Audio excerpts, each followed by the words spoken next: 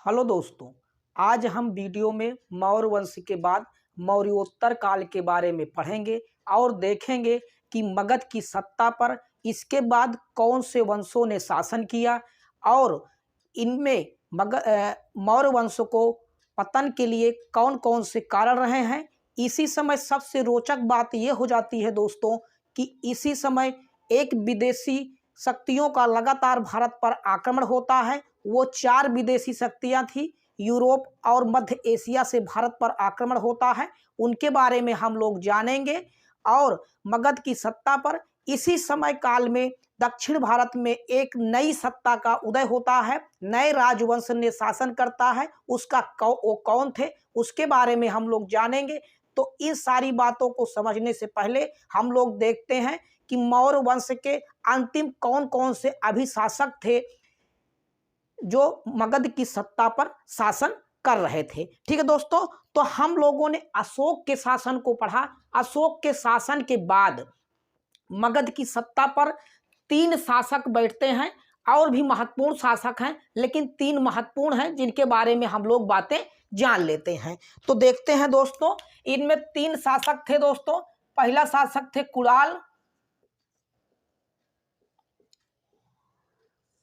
कुणाल और दशरथ, और तीसरा थे दोस्तों बृहद्रथ। मौर्य वंश के ये 3 शासक थे। इनमें कुणाल अशोक सम्राट अशोक के पुत्र थे दोस्तों। उसके बाद दशरथ थे। दशरथ के बारे में हमने आपको बताया है कि बिहार के गया क्षेत्र में जहां पर सम्राट अशोक ने बराबर की गुफा बनाई थी, उसी के जस्ट सामने दशरथ ने नागार्जुनी गुफा का निर्माण कराया था दोस्तों।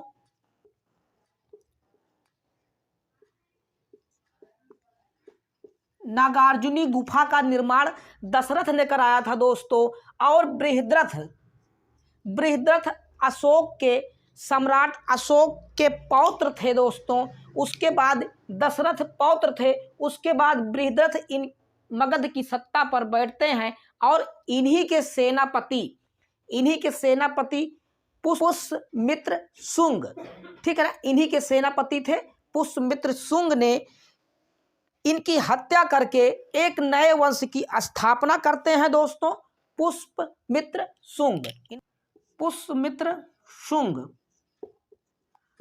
पुष्यमित्र शुंग ने बृहद्रथ की हत्या करके दोस्तों एक नए वंश शुंग वंश की स्थापना करते हैं दोस्तों। ये एक नया वंश होता है शुंग वंश मगध की सत्ता पर। ये 185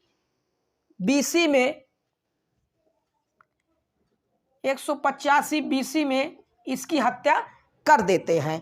तो ठीक है दोस्तों, अब हम लोग पुष्यभीत वंश के बारे में जानेंगे। मगध में मौर्य के पतन का प्रमुख कारण था दोस्तों सम्राट अशोक का धार्मिक क्षेत्रों में जाना। धार्मिक क्षेत्रों के जाने के कारण उनमें सेनाओं में शिथिलता आ गई, उनमें युद्ध करने की शक्ति नहीं थी। और धीरे धीरे परवर्ती मौर्य शासक जो हुए वो युद्ध करने के लिए ज़्यादा मजबूत नहीं थे। और भारतीय एकीकरण की जो शक्ति चंद्रगुप्त मौर्य, बिंदुसार और अशोक ने बनाई थी दोस्तों, उन्हें इकट्ठा करने में ये लोग सफल नहीं हो पाए। और इसी समय भारत पर 4 विदेशी शक्तियों का आक्रमण हो जाता है दोस्तों। उन विदेशी शक्तियों के बारे में भी हम लोग जानेंगे। और मगध की सत्ता पर कुछ महत्वपूर्ण शासक जो बैठे वंश, उनके बारे में भी हम आज के वीडियो में हम लोग जानने वाले हैं। शुंग वंश की स्थापना दोस्तों बृहद्रथ मौर्य वंश के अंतिम शासक, इन्हीं के सेनापति थे, ब्राह्मण सेनापति। इनका नाम था दोस्तों पुष्यमित्र शुंग।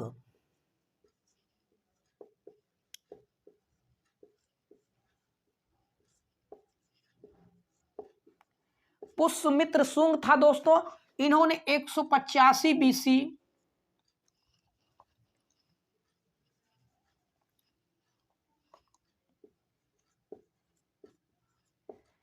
185 बीसी से लेकर 149 BC तक इन्होंने शासन किया दोस्तों।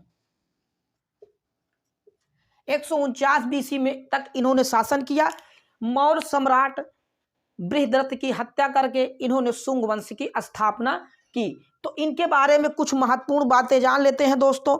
इनकी राजधानी पाटलिपुत्र थी।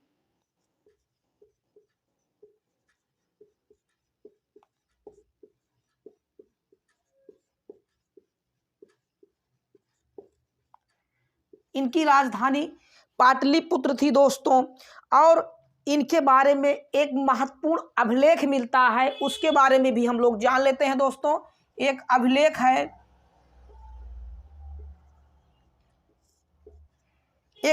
है, धनदेव का अयोध्या अभिलेख। धनदेव का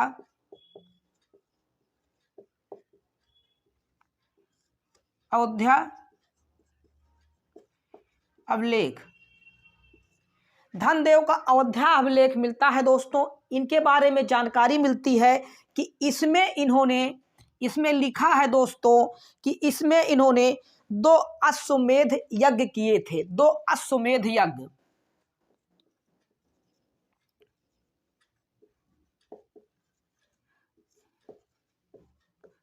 दो अश्वमेध यज्ञ करने की जानकारी हमें धनदेव के अयोध्या अभिलेख से मिलता है दोस्तों। पुष्यमित्र शुंग ने 2 अश्वमेध यज्ञ किए थे, ठीक है ना। अब हम लोग इनके बारे में और जान लेते हैं। इस समय के इन अश्वमेध यज्ञ कराने में पुरोहित पतंजलि थे दोस्तों। पुरोहित उस समय पतंजलि थे दोस्तों, ठीक है ना। पतंजलि वही योग वाले पतंजलि दोस्तों। ये वही जो योग परंपरा हमारे भारतीय साम्राज्य में जिन्होंने योग परंपरा को शुरू किया था दोस्तों, वही पतंजलि थे जो पुष्यमित्र शुंग के समय पर अश्वमेध यज्ञ के पुरोहित थे। तो अब हम लोग इस वंश के कुछ महत्वपूर्ण बातें और भी जानें, आप इनको नोट कर लें। इसमें से कुछ क्वेश्चन पूछे जाते हैं, जैसे मौर्य वंश के पतन के बाद किस वंश ने शासन किया और वो शासक कौन कौन थे। तो आप पुष्यमित्र शुंग के बारे में देख लें, इस शुंग वंश के संस्थापक थे। अब हम लोग इसको मिटा देते हैं, आप इसको नोट कर लें या इसका स्क्रीनशॉट ले लें, ठीक है दोस्तों।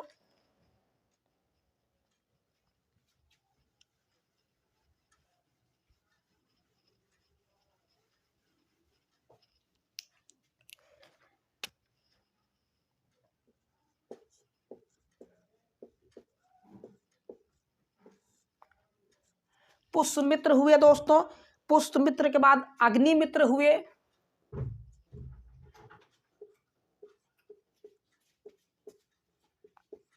अग्निमित्र के बाद वसुमित्र हुए।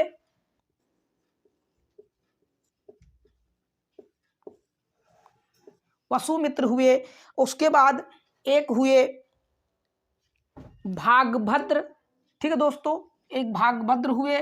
इनके बारे में बहुत महत्वपूर्ण जानकारी है जो लगातार एग्जामों में पूछी जाती है भागभद्र के बारे में। और अंतिम शासक इसके देवभूत हुए थे। तो इन महत्वपूर्ण शासकों के बारे में कुछ महत्वपूर्ण बातें हैं दोस्तों, उनको हम लोग जान लेते हैं। इसको हम लोग मिटा देते हैं। अग्निमित्र के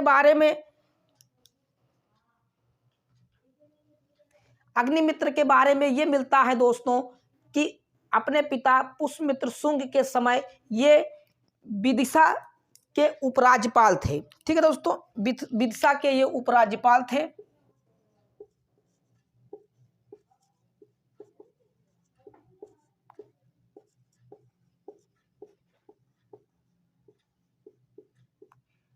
ये अग्निमित्र विदिशा के उस समय के उपराज्यपाल थे। वसुमित्र के बारे में सबसे महत्वपूर्ण और रोचक बात मिलती है दोस्तों कि इन्होंने यवनों को भारत में हराया था, ठीक है ना। तो वो यवनों को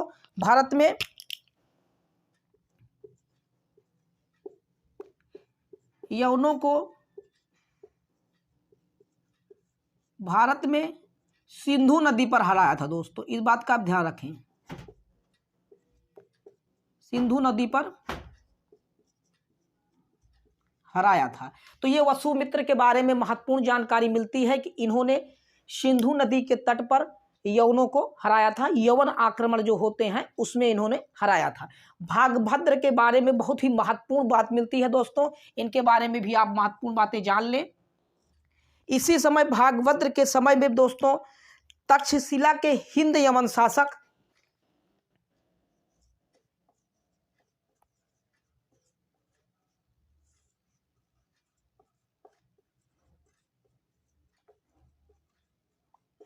तक्षशिला के हिंद यवन शासक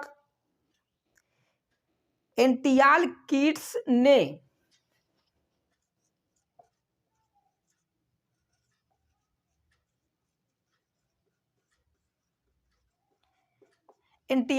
ने एक राजदूत भेजा था दोस्तों, जिनका नाम हेलियोडोरस था।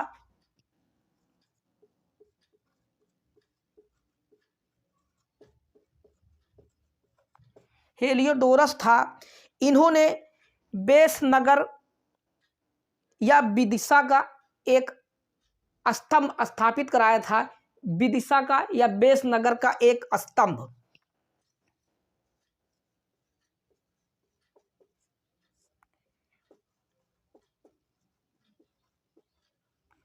बेस नगर का एक स्तंभ निर्माण करवाया था दोस्तों। इसे गरुड़ स्तंभ भी कहा जाता है, गरुड़ स्तंभ।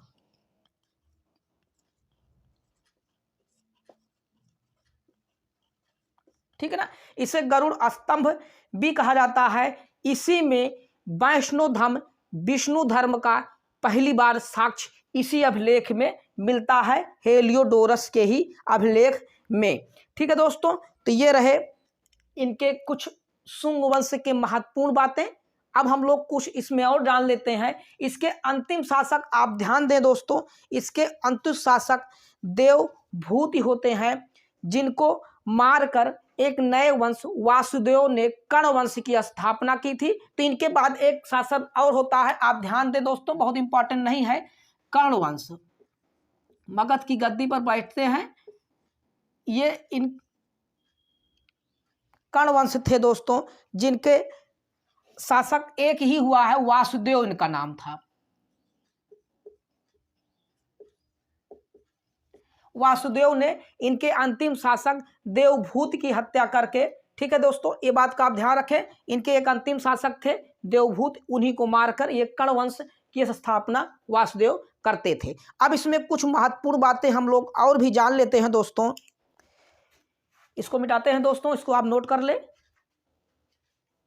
तो कुछ महत्वपूर्ण बातें पुष्यमित्र शुंग वंश की थी, जो बातें हम लोग जान लेते हैं। ठीक है दोस्तों, इसको हम लोग मिटाते हैं।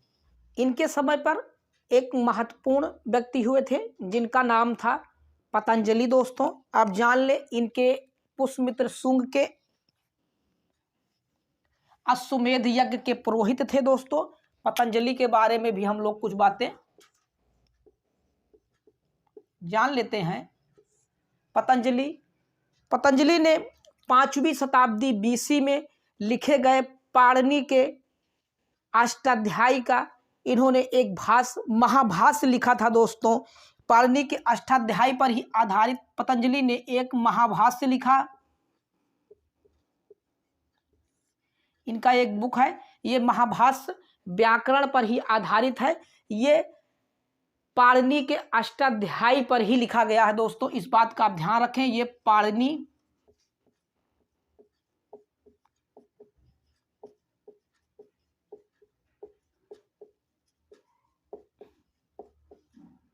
पाणिनि के अष्टाध्यायी पर ही पतंजलि ने महाभाष्य व्याकरण पर आधारित एक किताब लिखी थी दोस्तों। व्याकरण पे आधारित इन्होंने पतंजलि ने एक महाभाष्य लिखी थी। ठीक है ना, इनके बारे में और अभी हम कुछ महत्वपूर्ण बातें जान लेते हैं दोस्तों। महाभाष्य लिखी और कुछ महाभाष्य लिखी, कुछ महत्वपूर्ण बातें और भी हैं। इन्हीं के शासन काल में 2 स्तूप का निर्माण हुआ था। वो महत्वपूर्ण स्तूप लगातार एग्जामों में पूछे जाते हैं दोस्तों। उस स्तूप के बारे में भी हम लोग जान लेते हैं, कौन कौन से स्तूप थे। पहला था दोस्तों सांची का स्तूप।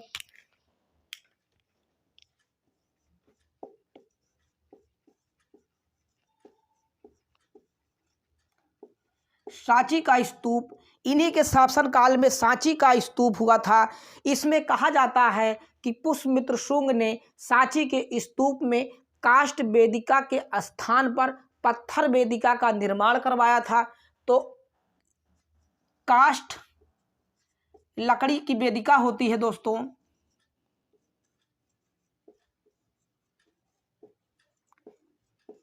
काष्ठ वेदिका के स्थान पर पत्थर की वेदिका, पत्थर की वेदिका का निर्माण कराया था। यह स्तूप आपको दिख रहा होगा दोस्तों, यही सांची का स्तूप है। इसी स्तूप में आप किनारे किनारे देख रहे हैं एक छोटी छोटी स्तंभ रूप में बनी हुई है, वही स्तंभ को इन्होंने पत्थर से करवाया था, उससे पत्थर बनाया था। तो ये सांची का स्तूप हो गया दोस्तों। अब इसमें हम लोग और भी महत्वपूर्ण बातें जान लेते हैं। इनमें 3 स्तूप उन्होंने बनवाए थे। इसी समय एक स्तूप भराहुत का स्तूप है दोस्तों। सांची का स्तूप आप देखें मध्य प्रदेश के रायसेन जिले में स्थित है। आप इस बात का भी ध्यान रखें दोस्तों, ये मध्य प्रदेश के रायसेन डिस्ट्रिक्ट में है, रायसेन डिस्ट्रिक्ट में ये सांची का स्तूप है। तो अब इसमें हम कुछ और महत्वपूर्ण बातें जान लेते हैं दोस्तों। एक स्तूप का निर्माण इसी समय और हुआ था,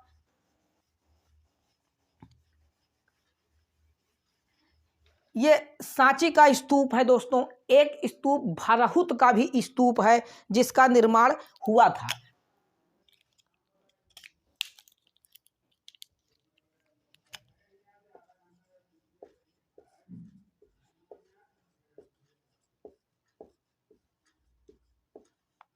भराहुत का स्तूप, स्तूप का मतलब ये होता है दोस्तों, एक गोला गोला भंडार रूप में आपको दिख रहा होगा। इसी के ऊपर बौद्ध धर्म को मानने वाले या बौद्ध धर्म को कर महत्वपूर्ण जो व्यक्ति थे उनकी अस्थियों के अवशेष इसके ऊपर रखकर ये गोला गोला एक अंडाकार स्तूप आपको दिख रहा होगा ब्लैक बोर्ड पर, वो बना दिए जाते थे, वही स्तूप था दोस्तों। ठीक है ना, ये स्तूप का मतलब यही है। तो एक भराहुत स्तूप का भी निर्माण इन्हीं के शासनकाल में हुआ था दोस्तों। ये भी मध्य प्रदेश में सतना के समीप, सतना के मध्य प्रदेश में था दोस्तों। सतना आप जानते होंगे मध्य प्रदेश का ये डिस्ट्रिक्ट है, वहीं पर इसका भी निर्माण हुआ था। तो ये रहे मौर्योत्तर काल के शुंग काल का शासन दोस्तों। अब इसके बाद हम लोग कुछ महत्वपूर्ण बातें हैं विदेशी शासकों के बारे में पढ़ेंगे। लगातार 4 विदेशी शक्तियां भारत पर आक्रमण करती हैं, उनके बारे में हम लोग स्टेप बाय स्टेप जानेंगे। उसमें बहुत सी महत्वपूर्ण बातें हैं जो लगातार एग्जाम में पूछी जाती है। तो ठीक है दोस्तों, आप लोग चैनल को सब्सक्राइब करें, लाइक कमेंट और शेयर करें, और आपको ये इतिहास की महत्वपूर्ण वीडियो आपको मिलती रहेगी। अगर आपको बहुविकल्पी वीडियो भी इन सभी चैप्टरों की डाली जा रही हैं, बहुत ही महत्वपूर्ण क्वेश्चन उनमें ढूंढकर डाली जा रही हैं। ठीक है दोस्तों, टेलीग्राम चैनल पर उस महत्वपूर्ण वीडियो का पीडीएफ भी आपको मिल जाएगा। आप वहां पे जाएं, बहुविकल्पी क्वेश्चन के पीडीएफ आपको मिल जाएंगे। बाकी इनको आप नोट करते चलें। ठीक है दोस्तों, अगले वीडियो में हम विदेशी शक्तियों के आक्रमण के बारे में पढ़ेंगे।